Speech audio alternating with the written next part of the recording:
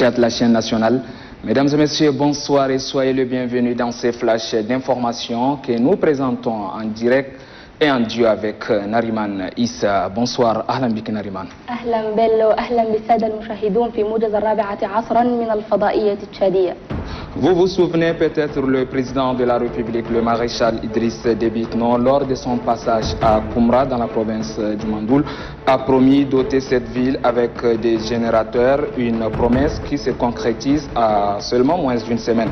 2 groupes électrogènes d'une capacité de 600 kVA chacun sont acheminés à Koumra. Ils ont été réceptionnés par le gouverneur Diamra Betongar. Au nom de la population, le gouverneur Diamra Betongar remercie le chef de l'État Idriss Déby Itno pour ces gestes qui, selon elle, donnera un coup de pouce à la Société nationale d'électricité de Koumra qui fait face aux multiples difficultés dont les conséquences sont les délestages intempestifs. Une autre chaîne de solidarité se dresse face à la montée du fleuve Chari et l'Ogon, une situation qui a mis sur les carreaux plusieurs sinistrés. Plus de 500 ménages campés sur les sites de Gardolé dans le 9e arrondissement bénéficient d'un soutien du gouvernement et de ses partenaires ce matin. Ils ont reçu un don composé de vivres et de non-vivres remis par l'entremise de l'Office national de la sécurité alimentaire, un don qui vise à les soutenir en cette période particulièrement difficile.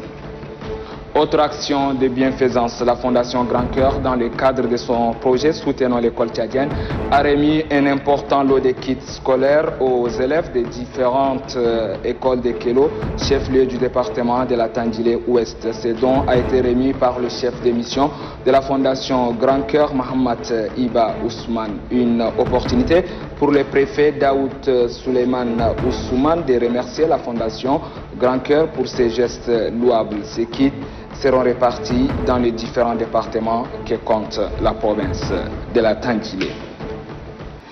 Et voilà qui met terme à ces flashs d'informations. À présent, la tranche d'informations en arabe, et c'est avec vous, Nariman. شكرا علي، أهلا بكم.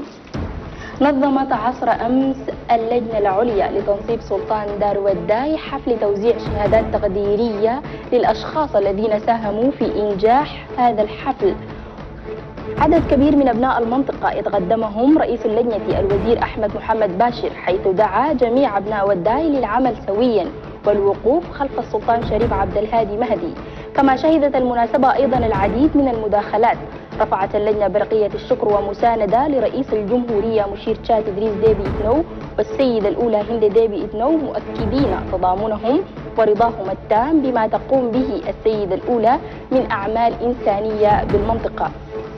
انطلقت صباح اليوم بإحدى مطاعم في العاصمة أنجمينا حفل منتدى المستثمرين المروجين للمشاريع في نسخته الأولى ببادرة من الشباب رواد الأعمال. وتأتي هذه المناسبة لتجمع بين الشركات وقادة المشاريع الاستثمارية لتأسيس علاقات تجارية.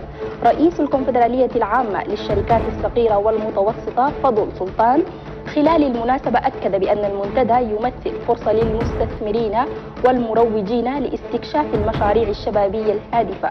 كما أن المنتدى سيناقش فيه المشاركون خلال يوم كامل العديد من المواضيع، بالإضافة إلى المعرض الذي نظم على هامش المنتدى. في إطار مساندة المدارس التشادية، نظمت مؤسسة القلب الكبير معدات مدرسية لمختلف المقاطعات بتانجيلي، وقد تم تسليمها رسميا لمحافظ مقاطعة تانجيلي دود سليمان.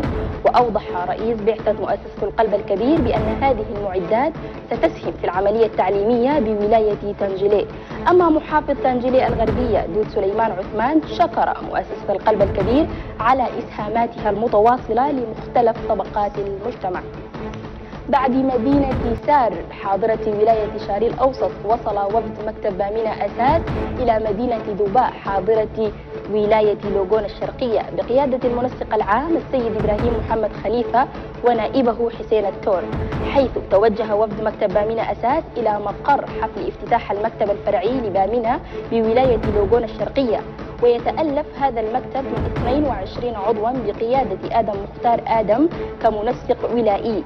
من جانبه المنسق الولائي النائب في مكتب بامينة أساس بولاية لوغون الشرقية خير إسحاق خير قال إن اختيارهم لم يأتي من فراغ وأنهم سيعملون من أجل رفع جميع التحديات.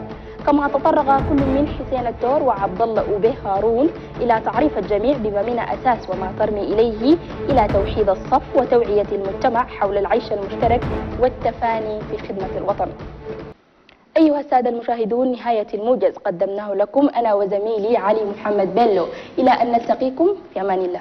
C'est un plaisir pour nous d'être chez vous et de vous servir. Gardons constante la confiance et la complicité qui nous lient.